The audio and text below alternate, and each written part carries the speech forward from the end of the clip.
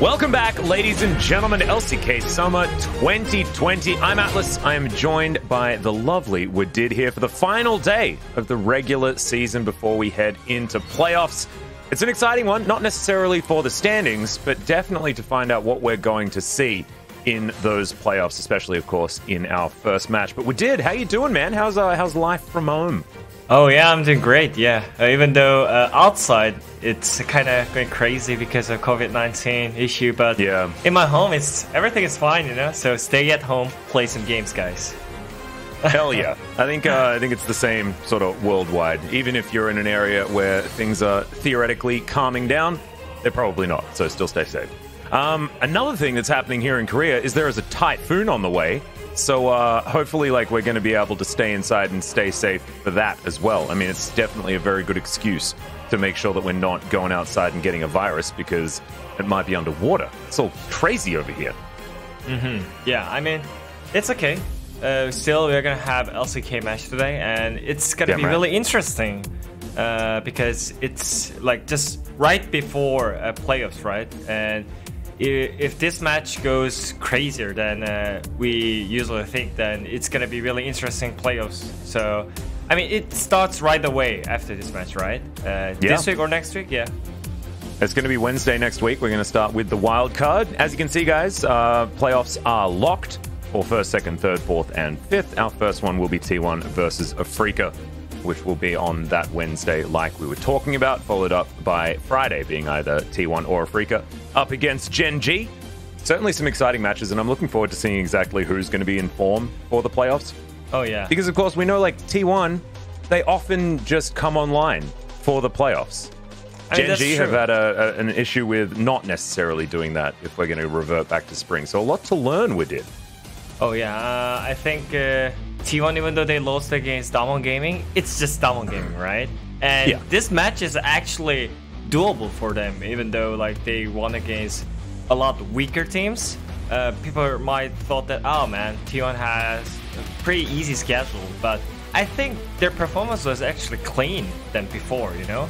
And I'm wondering if Closer is gonna play, even though it's against DRX, just right before the playoffs.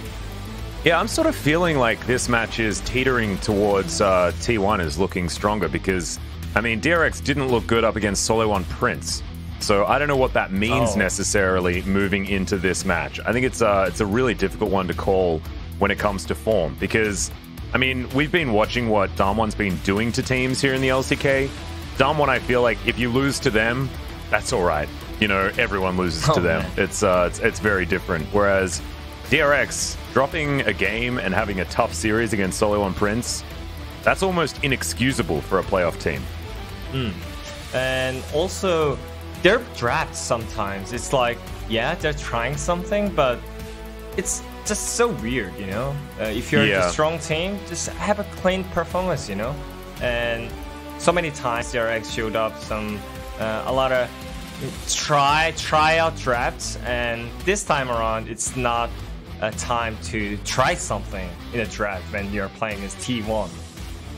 Yeah, I mean, their last draft with the, Quinn, Lilia, I think there was Silas, and then a Caitlyn Lux or something like that on the bottom side of the map. That was tankless up against a very standard draft. It's not what we want to see here, but I'm glad that we're getting to see the T1 roster that we've become very used to. This is the team that went on the 10-game winning streak, 5 matches of 2-0s before they were stopped up pretty short up against Damwon. But let's see how they bounce back up against DRX right here. Closer retaining his spot in the mid lane might be interesting to a lot of you out there. Haven't seen Faker for quite some time since that 2-1 up against Hanwha Life. But no surprises here when it comes to DRX. They have been the same all season long. And let's see whether they can shore themselves up moving into playoffs. I just want to see some solid drafts, some intelligent picks, and some good play. Because they've been relying on their mechanics this whole season and not necessarily intelligent drafting and, the correct outlook on how to start the game. That's true. And here is key player. Closer, he already kind of did some tests against Showmaker, but yeah, we don't talk about Damwon Gaming, right? And Closer, he's the one of the reason why T1's performance got improved. That is just truth, you know. When Faker was playing, they were just struggling in all lanes, but right now Closer, I'm not sure, like, I'm pretty sure that he's not like leading the game alone and doing so many things than Faker, but he's more like independent, you know. He doesn't need help, it seems like. So I feel like any other players are just more free to do something by themselves. And is it gonna help T1? That is question still, you know. Yeah, that's a big question, because I agree with you. I think that Closer has made a positive impact on T1, but I don't know whether it's because he's a better player than Faker or anything like that. I think that him being on the team feels like it changes how the team dynamic works. And look, I still can't really figure it out, but I'm looking forward to seeing what they're going to be able to do when Faker finally does come back and we get to find out what he's been up to. He's been playing a lot more, you know, hearing from behind the scenes saying that, you know, Faker is sort of charging up so that they can get through the playoffs and has been feeling a lot better, things like that. I'm looking forward to seeing what's going to happen when he finally does hit the Rift. It might be in game number 2, who knows? And we'll see whether DRX are going to be able to bring out the unkillable Demon King himself, because maybe with a loss in the first game they will sub. But they didn't when they lost against Damwon. It was just the same roster that fell down 0-2, so it might be that T1 are just planning on sticking with Closer for the rest of the regular season. Yeah, and here we go, Azir ban.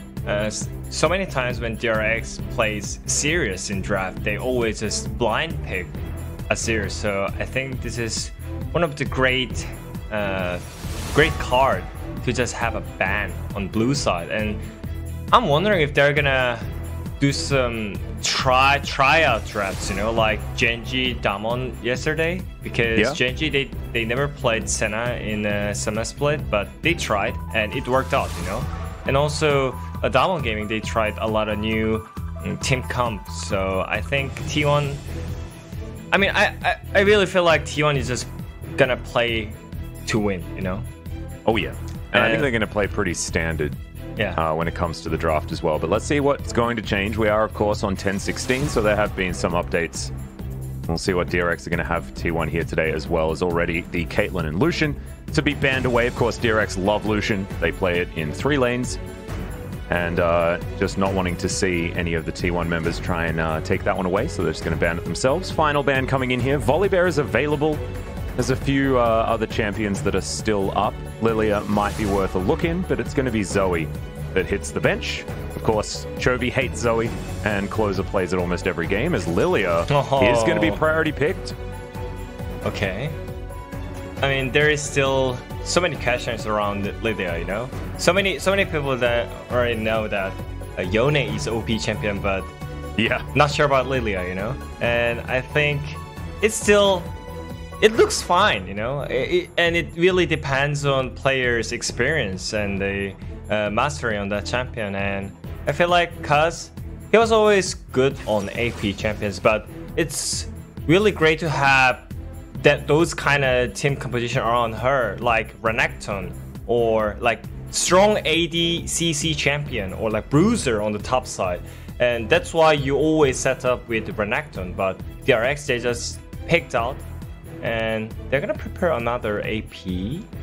Thinking about Evelyn here, and it's gonna be locked in. We actually saw this hover yesterday, but it was the Nidalee that was picked up instead. This time, Pyoshik is gonna go all in and grab that Evelyn. We've been speaking about it all season long, but we haven't actually seen her come out. One of these big magic damage nukers. And now Chovy can feel free to pick AD if he would like to, because you can allow the Evelyn to really do damage by forcing your opponent to build armor. I think this is a really cool 1-2 punch coming out of DRX and works very similarly to that of the Nidalee. Yeah, pretty early Evelyn pick. And yeah, I was wondering yesterday as well, because they hovered, you know, but Damwon Gaming, they picked Nidalee. But this time around DRX, they just picked up Evelyn. And yeah, I'm curious about their early gameplay though, you know, when you think about Evelyn, she's not gonna be that useful until level 6. And T1, they already built up so strong early game team comp, right? With Jace top lane and Ashe on the bot lane without Caitlyn. So I think T1 is gonna have more easier time than DRX. And DRX right now is just spicing up with Kalista pick on the bot side. Now, this is really weird. I don't like Kalista into Ashe at all.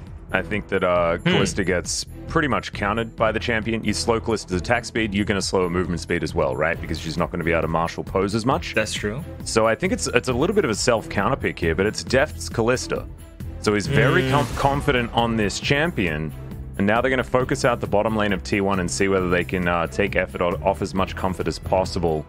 But this is definitely DRX drafting for themselves so far. That is true. And about Kalista versus Ashe matchup, it's like I asked so many AD carries and they answered in a kind of positive way about Kalista, because just because Ashe is too OP, you just need to have like 50-50 in laning phase and you're gonna be fine. And Kalista is one of the tools to just go for 50-50, but if you have Pantheon on your support with Braum, Tam Catchman, I think it's gonna be fully coin flip trade in level 1 and 2, and it's gonna be really spicy on the bot lane. Certainly feels very DRX at the moment, with that most likely being the bottom lane matchup. Keria and Deft can certainly go aggressive. Renekton can go aggressive. Evelyn needs a little bit of charge up time before she can caress people into the death chamber, but we'll see what's going to happen as the Akali to be locked in. One of Close's signature champions. Looking forward to seeing what he can do this time. His second match, I believe, was on the Akali and did look very exciting, as Chovy is going to try and counter him here with another global to come into this team composition, and his Galio that he got his incredible outplay on to take down Gen G. I think DRX competition is well structured, because if they pick up Galio here, their team fight is just crazy, you know? They just need to press some buttons and they're gonna automatically win the team fight. And I was worrying about the early game, right, because of Evelyn, but I think they filled up with Renekton and Kalista Pantheon in the bot lane. So I think they made the difficulty a lot easier than before. And T1 side, I think it's more standard in LCK, most of the picks. And I think they have obviously easier tool than DRX, but yeah. The point is Evelyn good into Lilia? Because Pyoshi counterpicked it. They picked into it, right? So yeah, right. That is my question. Because yesterday they actually hovered it. That means maybe in scrims there is so many Evelyns, but no one tried on stage, you know. And this is the first time, so we are gonna see the matchup. Well, I think at level 6, Evelyn, if she ever finds Lilia, should be able to kill her, right? Lilia is not necessarily a champion that is going to spike until after 2 items. And Evelyn just needs Runic Echoes, and then she runs around the rift, destroying everyone. So, looking forward to seeing what Pyoshi can get done here. He also has a Galio in his back pocket, and a Pantheon that can also come to back up. So, I think that this game is going to revolve around what Pyoshi can get done, and whether or not Cuz can safely scale and steal away all of these camps as much as possible. But, I mean, Evelyn works similarly to that of Nidalee. Like, she farms pretty quickly throughout the jungle, and can skirmish very early on. But looking forward to seeing how Pyoshik is going to make this one work. The first Evelyn that we're going to see for the summer split. Of course, happy birthday to Tarzan. He is one of our more famous Evelyn players, and it's his birthday here today. He's not even in LCK yet. We still need to wish him happy birthday. We all want him to come back. Yeah, I guess he's just truly Evelyn in real life. Oh, yeah. I mean, they backdoored a base with an Evelyn. Just last caressing her way over a wall and getting on in there. That is true. And it seems like DRX, they're gonna try something in level 1. And I'm not sure if they are gonna win in level 1 when they invade on the red side, because T1 has Ashe and Nautilus. And well, you can see DRX are poised to try and get over here as Deft. He just wants to pierce his way through, gets himself the ward, lines it up beautifully. Failed. Into the brush. Oh, was that failed? Yeah. Oh, no. I thought it was lined up. I thought it looked good. Sometimes you Scara, sometimes you don't, I guess. Well, Teddy could be in trouble here. Spear is going to land. Slow comes in. Cuz lying in wait. As the charm was taken first there by Pioshik. Interesting. Unless that was just a hate spike, which it might have been. I haven't seen the animations on this particular Evelyn skin yet as he steals away the Raptor camp. And there's the flash forward from Effort. Does land it onto Carrier there, who's down to 200 health. Looks like T1 won't be able to get forward though as Def throws out a Rend. And the Winds of War will cause T1 to back away. That was really hasty from DRX, and I thought it was really great reaction by T1, but the flash from Pioshik was kind of saved from DRX side, because if he got CC'd, then I think Teddy's gonna get him.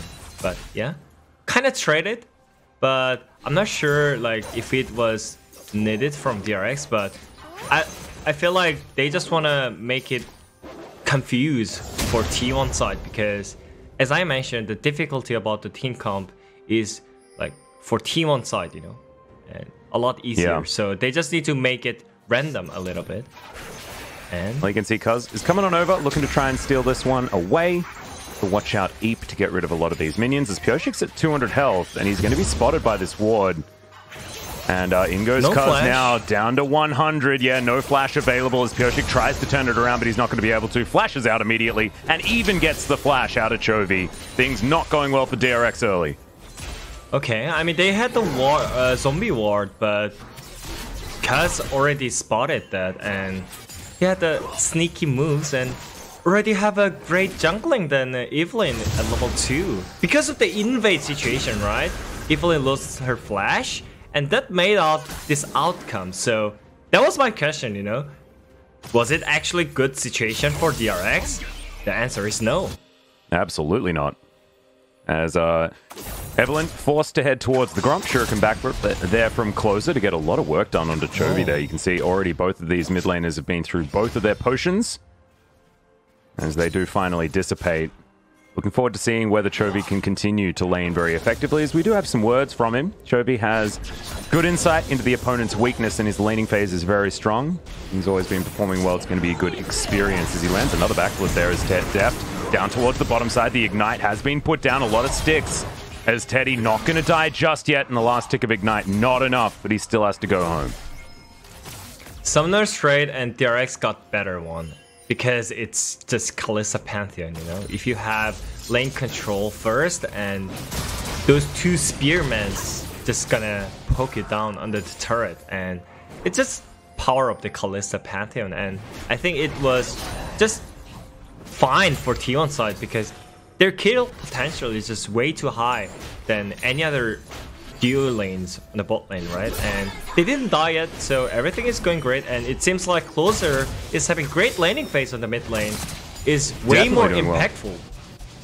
And also he's ahead in farm, and that is something that no one really does against Chovy.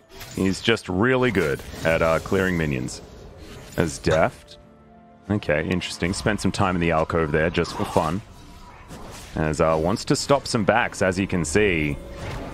And will stop Effort from going home. Staggering back's definitely a good idea. Is Chovy going to take another 1-2 punch there from Closer.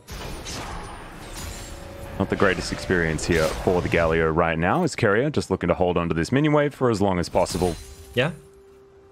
One of the great duo in LCK, Carrier. 상대 정글 털고 있구나. Just rewatch again. He said, I'm controlling. 여기 싸울게.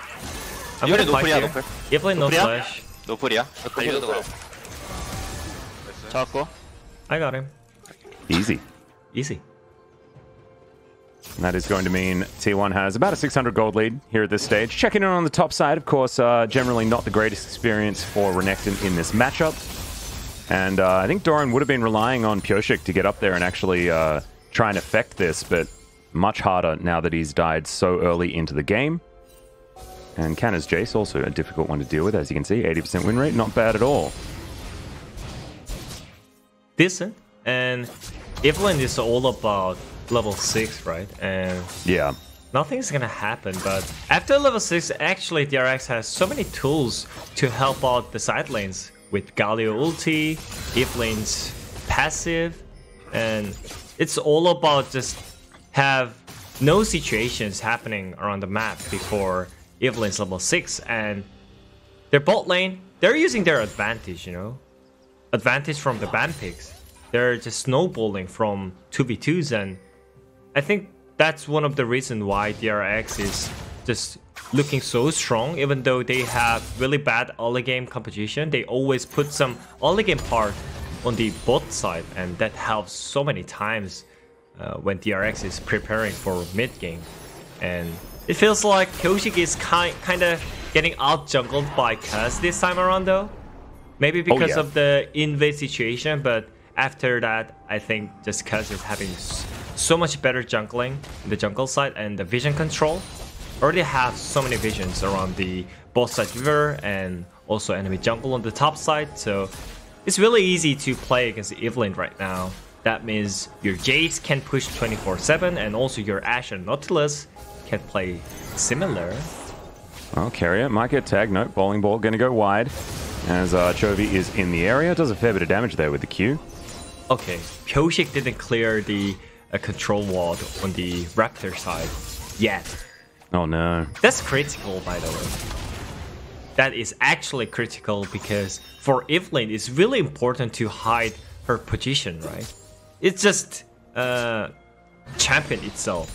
If you cannot hide yourself, you are useless. And those kind of small mistakes are just stacking, especially when you're playing against strong teams like T1 and playoffs teams.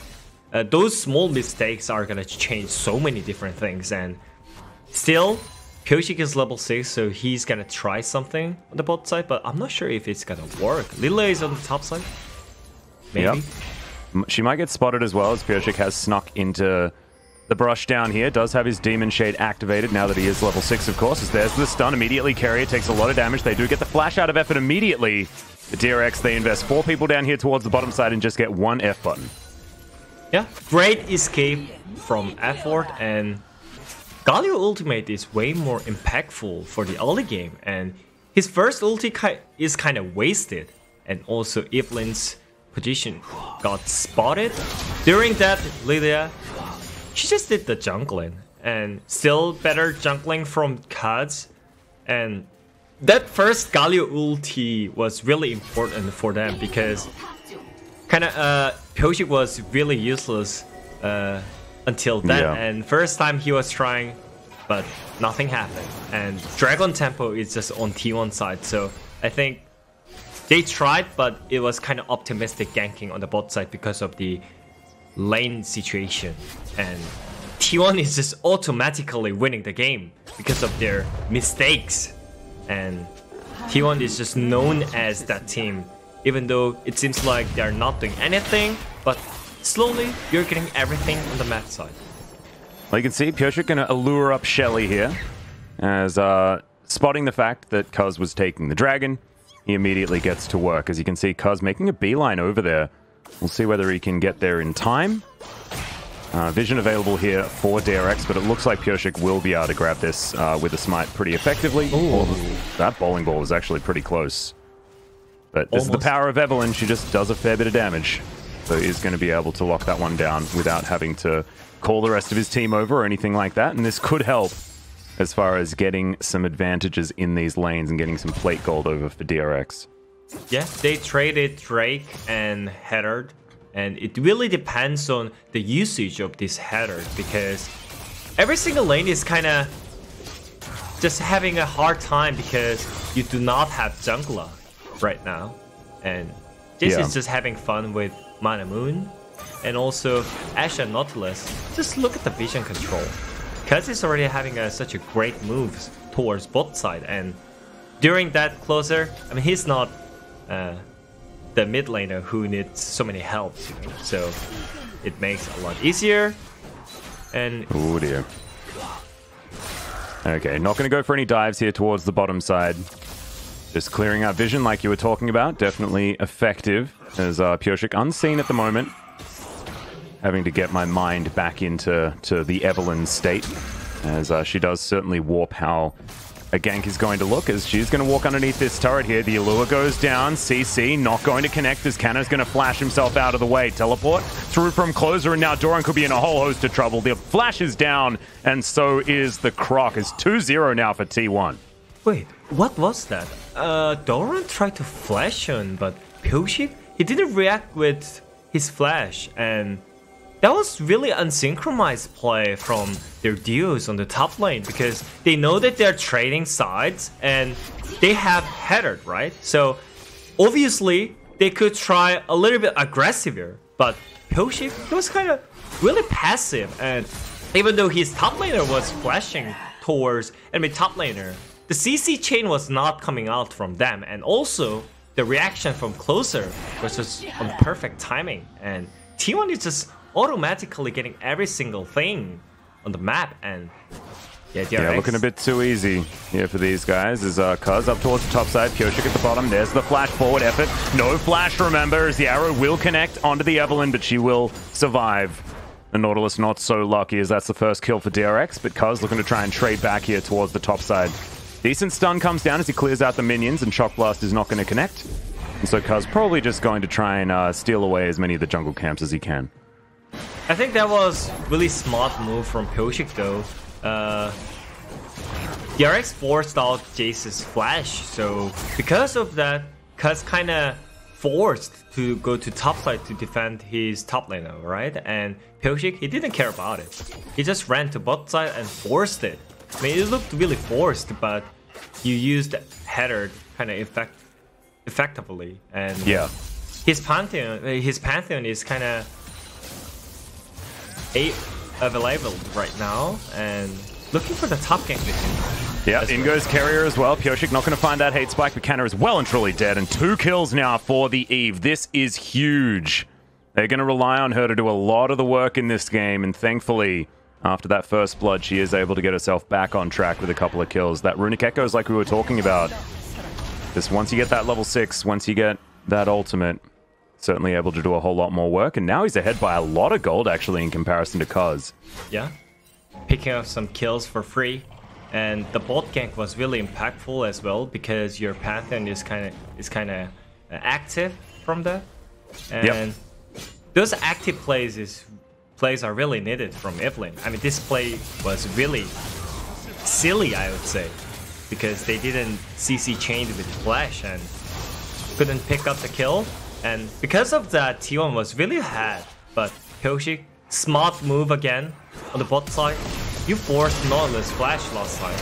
Or actually, maybe DRX has forced it on 2v2 because of the CC cooldowns on Nautilus flash. But so many things are happening at the same time. Bit of a battle here as, at the bottom side as Deft pulls in his Pantheon. Effort's going to get knocked up as there's the first kill onto the Nautilus, but Closer gets into the backline. Great knock up as Deft is going to survive, but Carrier not going to be so lucky as now Teddy free hitting as Pyoshik comes out of the brush. Teddy trying to fight him out, but he's not going to be able to. The Galio does fall down, but that is still a 2 for 3 in favor of DRX. So many kill trades are happening, and I think, I'm not sure. I mean, because of the objective control, DRX is winning this trade, but Akali, Closer is getting fat as well. And those kill trades are, I think she likes to do some kill trades when you're playing Akali. So I think DRX, they're doing more as a team though. Those Carrier and Pyoshik moves are really active, good to see it. And maybe the outcome was not that perfect because of the Closer's Akali plays, but still, you know, DRX playing as a team, not doing some random things like just did on the top side. Yep. I did like the amount of heal that they had for Deft as well. Yeah. As he was able to survive, even though, you know, the second application of the perfect execution did land on top of him. It was a bit of a tongue twister. Glad we got through it. As Doran and Canna fighting one another here towards the top side, because making his way in, but there's a lot of vision, and Pyoshik's also making his way over. He's taken the Sorcerer's Shoes. We've seen quite a few Eves like to pick up things like the mobility boots, but Pyoshik just wants as much damage as possible. We'll see what that second item is going to be. It might be just the OG... what is it, Elise build with Oblivion Orb picked up for the first big item spike. You know, a couple of magic penetration items as well as your runic echoes. Yeah. We'll see where he does decide to go as Chovy getting over here, wants to try and find some vision as Shirley should be picked up here by T1 with no contest. That is going to be the case, but Pyosik lying in wait now towards the top lane. Even levels with Cuz right now as effort. He's thinking about trying to take down Chovy, but he gets rid of the minion wave, and he's going to be out of there. As Teddy relegated to farming some Krugs, as his turret is definitely going down. Yeah, because of the jungle pressure, I think Kanna is not able to play his game on the top side. When you have Jace against Renekton, you are just free to have some free laning phase. But after level 6, I think Pyosik maybe mistakes about one top play, but after that, he's picking up so many good plays with it, and those are just reason why you pick up Evelynn in solo queue, because you put so much pressure on them. But, oh, absolutely. Yeah, I mean, it's just so hard to pick up some kills on pro scene, but it happened already because of the DRX's game plan. That those Kalista Pantheon was just so great tools for Evelynn on the bot side. So that actually made Evelynn really fast in the early game. And I think that was just great game plan from DRX. And it really depends on Pyosik right now, I think. He just needs to have some great DOQ on the bot side with Renekton. And it's gonna enable side lane, right? And they just need to group mid as 5 and flank on them with Galio ulti, flanking Evelynn on the bottom side. But I think T1, they forced it pretty in a great tempo. They kind of like separated in this kind of situation. DRX, they were getting so many things at the same time, but missed on the mid position. So they lost mid first turret, and I think this time around T1 had better rotation. But they just need to try these things again and again. And it depends on Kanna if he's going to step up or not. Yeah, looks like he's not going to. Doran just shoves that wave forward. Control ward coming down as Pyosik going to spot that one, not going to give his position away as there are a lot of pings down from T1 on the bottom side. Kanna understanding that there could definitely be something up. Oh, yeah. As Chovy will find this ward, and T1 are going to get to work on this outer turret on the top side of the map as well. I think this should put T1 in the lead unless Doran can also get himself a turret. And this Claws are getting to work here in the mid lane. 1 turret to 2 right now. The DRX, after those couple of battles, have been able to wrestle themselves back into very, very close as far as the gold is concerned. Now, I want to step in and have a look at Pyosik's item build, because I thought it might be the Oblivion Orbs. Not going to be. He's going to go straight into the Lich Bane for as much damage as possible. I absolutely love it. That's what we're talking about. Just get the burst. And killing Lilia before she has time to get a few spells off and really get that passive working is a really smart idea. So I actually don't mind this for Pyosik if he is going to be hunting down deer in the jungle. Yeah, and maybe if you didn't see many of Evelynns, then you can just maybe think in this way, that it's actually AP Nocturne when it comes to mid-late game on the side lane. There is just so much pressure on side laners when it comes to when you're playing against Nocturne or Evelynn kind of champion, because you cannot see, and even though you have vision control, you can never step up on the side lane, and that gives so many things on your team, because side lane pressure helps mid lane prior. So, well, now we can see T1 have started off the Drake, but I think they're looking for a fight rather than a Cloud Drake. Evelynn completely out of vision. Doran is going to pop his head over. Keria is going to flash his way in. The ulti needs to come out from depth as he does. Finally press that button. Pyosik has to use the Agony's Embrace in order to get himself out. And he's not in this fight anymore. Closer wants to shut him down, and he will do so. A double kill already for the T1 new mid laner. That's a good taunt out from Chovy, though, as Doran slices his way forward, and Deft gets himself a double kill. Kanna and Teddy now against Deft and Doran. Top and 80 carry to try and carry this one out, but it's an even fight once again. All right, there's the flash forward. Teddy immediately Captain Jacks that one, as the heal will kill Teddy there. Doran drops turret aggro exactly when he needs to, and Deft wants to try and go for the duel, but isn't able to against Canna, and it stays even, guys. Oh, yeah. It's just that even.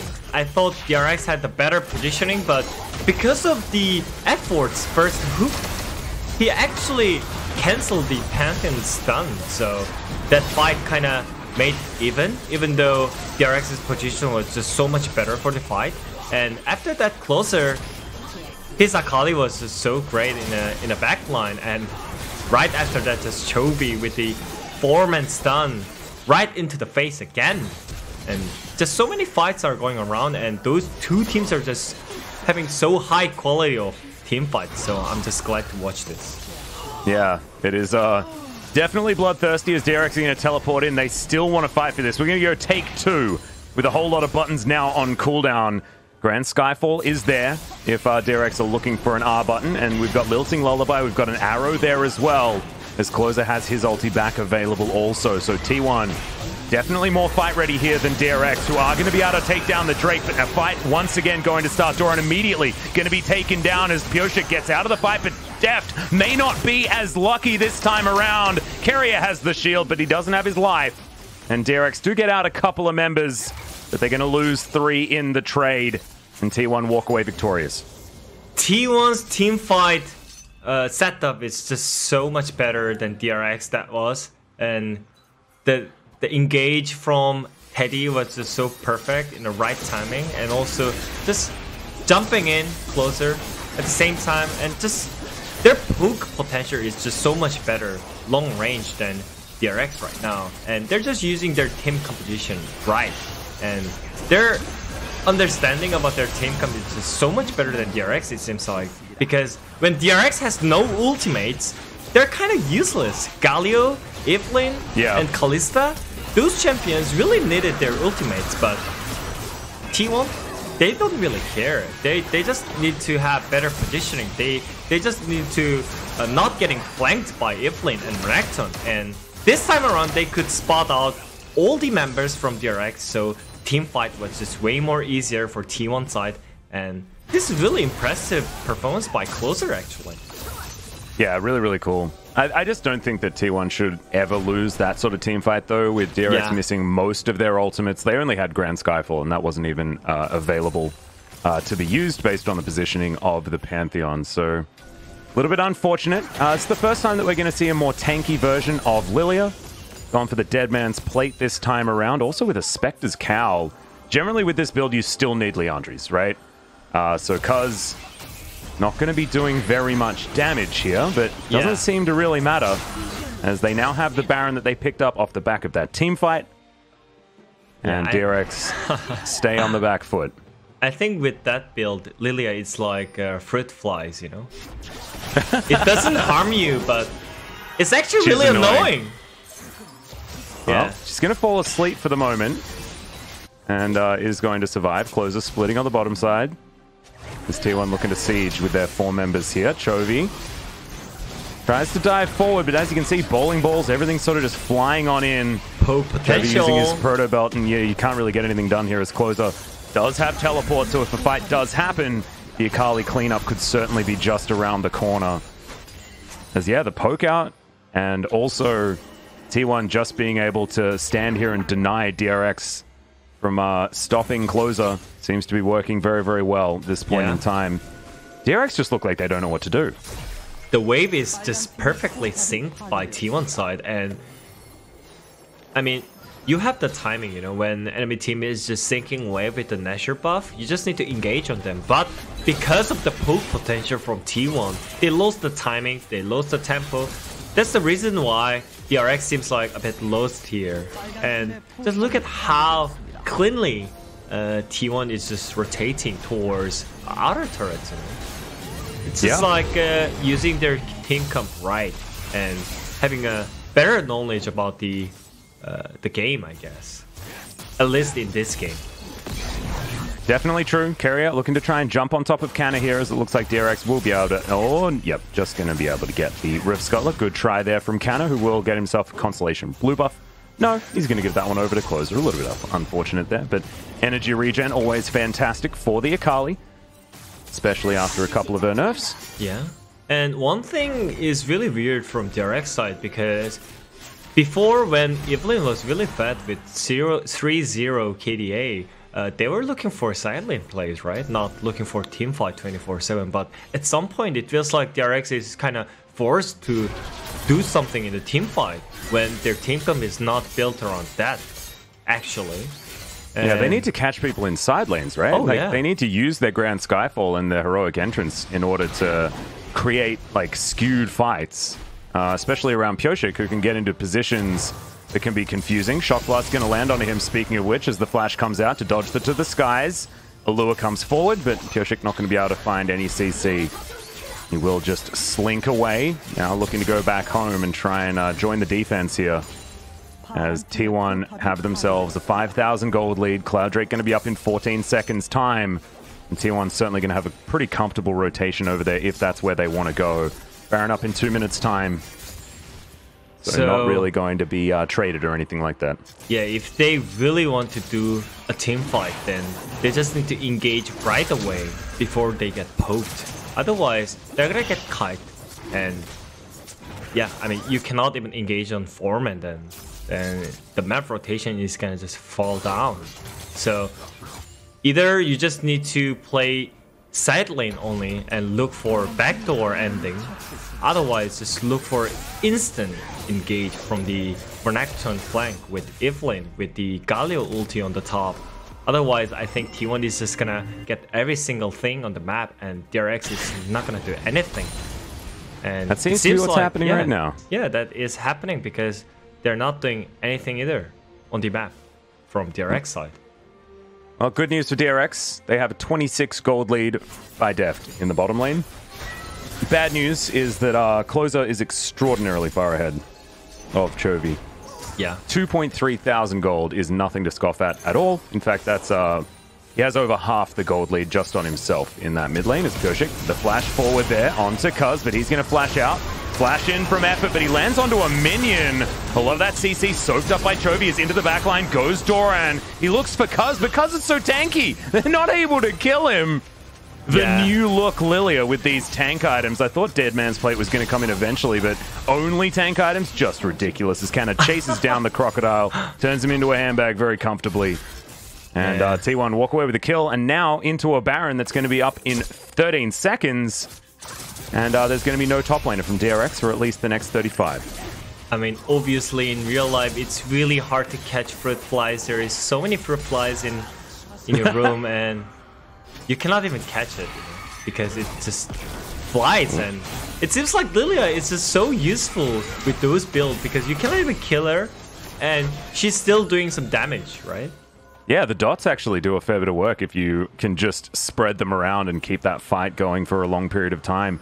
With the amount of teamfight control that T1 has, it certainly does work out. I think it's really intelligent as there's a decent pullback from effort. Chovy having to flash to get himself out of the way. Teddy chasing after him. Finds Deft there with the Hawk Shot as he flashes forward. He knows that he's safe. And Chovy not so much, as the Shock Blast not going to get him, but it at least will still fall down. Fair bit of damage from POSTGAME as the Watch Out Eep does not connect. Looking to try and put the Evelynn to sleep, but doesn't even fall down there as Canna is going to kill him before that even happens. And now from the DRX base, the Jace is trying to fight them down. Doran picks up one kill though, and Jace will eventually fall as Deft is very high health. And now trying to chase after the T1 members that are still here. Fair bit of damage available from these guys as Closer not going to get tagged by that Pierce. But Deft just keeping himself healthy, trying to chase after them. Let's see whether he can actually turn this one around as Blade of the Ruined King comes out. And Deft not going to fall, but neither are any of the members of T1. As Grand Skyfall to get Carrier in here. Yeah. Nothing comes of it. I think this is a great chance for DRX. Maybe they need to force Nasher at this point because this is kind of inting moment from T1. They could just really just go for Nasher after winning the team fight, but they kind of inted under the inhibitor turret and they enjoyed the moment. They got a little bit excited, didn't they? As Closer was thinking about backflipping forward, but not going to dive into three people. That's smart. Chovy's on the bottom side, teleport at the ready. You can see POSTGAME moving up towards the top. As we're going to have a look at this one more time. Definitely it looked like T1 were feeling themselves a little bit more than maybe they should. Yeah. Maybe it was not great engaged by effort, but because of cuts, just look at how annoying is that champion. And you cannot even kill her. And she still does some damage and CC. And that helped out T1 to clean up the Renekton. And after that, DRX, they forced to check the Nashor Vision. Because of that, Chovy face check, and he died. And I thought T1 is just gonna win in the 5 minutes, but they need to limit test before the playoffs. Yeah, it's a bit of DRX syndrome. They certainly love the limit testing as well, and you know, when you're facing them, sometimes it can rub off. As you can see, Kana was able to clean up POSTGAME, but he's inside the enemy base. As we've got another fight breaking out immediately. Huge knockups will land here onto DRX. The heroic entrance does zone a lot of the members, but Closer still finds the backline. That's a good knockup onto the Akali, but he lands the back foot, takes down the Pantheon, and T1 have turned it all back around Deft. Not going to be able to get them all here as they do go down relatively low, but he's slowed, and Teddy will finish this one up. Double kill for the Ashe. That's the ace, and that will be the game here for T1. Yeah, and Closer, he's definitely ace for T1. And so many analysts and people were just thinking that, yeah, I mean, Closer is good player, but it's still like, we're not sure if he's good or not because you didn't play against Showmaker and Chovy. And this time around, I think he proves himself that he is a top of the LCK mid laner against Chovy, against DRX, and that's the game 1 for T1. Yep, Nexus will go down. Congratulations to T1, able to pick up that first victory in the series. First time that we saw Evelyn, she fell down for first blood, but was able to get some stuff done. Was POSTGAME, but otherwise it was ultimately not quite enough. The teamfight composition out of T1 was just too strong. And DRX, I just don't know, man. I feel like the weakest second place team we've ever had when it comes to playoffs here for the LCK. They really have had a fall from grace since the spring season and since the first round of summer. They were looking so good, but now it's just, I don't know whether it's the draft, whether it's the communication, whether it's tilt, I don't know, but they just haven't looked like the dominant DRX that we were expecting in 2020. I mean, understanding about their team cup was a lot missing from DRX. I mean, their early game was just so good, you know, even though you had some bad moments on the top side, you used the strong early game picks like Kalista Pantheon on the bot lane, so you forced so many flashes, and that enabled the Evelyn's early game power. And after that, the mid game, late game, the rotation wise, T1 was just a lot smarter than DRX side. So they got mid turret with the sneaky header on the mid lane, and then Kana, I think he should get some spotlight as well because he was playing against Evelyn 24/7, and this level 2 play was also impactful as well. And so many small detail things were just so much better from T1 side, and that made huge difference, I think, when it came to the late game. And yeah. And also Closer being able to follow up very nicely on a lot of these ganks. I mean, Kana eventually falls down there, but there were just so many team fights with it. It was crazy. It's just fight after fight. We come out of a replay and we'd be straight into another battle, and that's exactly what T1 wants to do. They had a team fight composition. And Closer, we just have to shout out his mechanics getting around the back line. Yeah. They didn't necessarily win this team fight, but it looked damn cool as he was cleaning things up. By the way, I'm purely picking up the POG for a Closer because of his mechanics. I mean, in these team fights, I think Closer, he showed up by far the best Akali performance as a mid laner, in my opinion. It was certainly really for clean. this season. Yeah, absolutely. I mean, that was just so clean Akali. Just always just dump on the backline, even though they have like Pantheon, Galio. He just ignores, and he didn't even die so many times. You know, with so many good usage of Zhonya's helped him, and so many good mechanical plays in team fights helped T1 side. And I think the first skirmishes on the bot side, because Closer picked up 2 kills and 1 assist without that kind of helped T1 to have a better mid-game team fight, and I think he should get some POG points before the summer split ends right here. And he was playing as Chovy, by the way, and he was ahead in farm and better player. He dominated him, actually. Dominated, demolished. It's not exactly the greatest of matchups for the Galio. However, I mean, Closer's just showing that he is on another level when it comes to champions, like the Akali, like the Aurelia as well.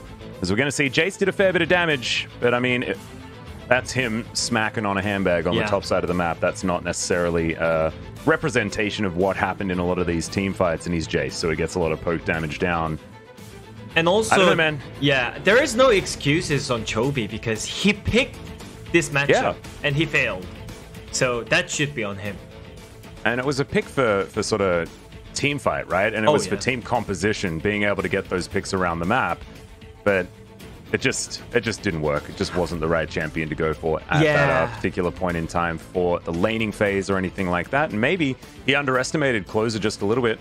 But ladies and gentlemen, we are going to go to a short break, and we do have something special prepared for you. We've got our first LCK global movie that we're going to get to show you. So stick around and check it out.